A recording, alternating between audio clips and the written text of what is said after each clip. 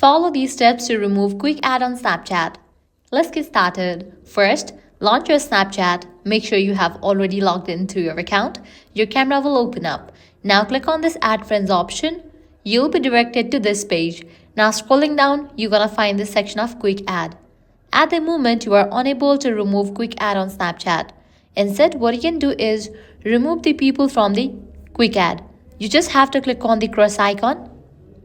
With that, the selected person will be removed.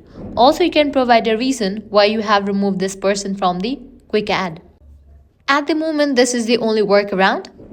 You are not able to remove quick ad fully, but you are able to remove specific people from quick ad. If in the future Snapchat comes up with the feature to remove quick ad, I'm gonna definitely update you guys. But at the moment, this is the only way. So that's a wrap for this video. If this guide helped you out, don't forget to like, share and subscribe to our channel. Thanks for watching.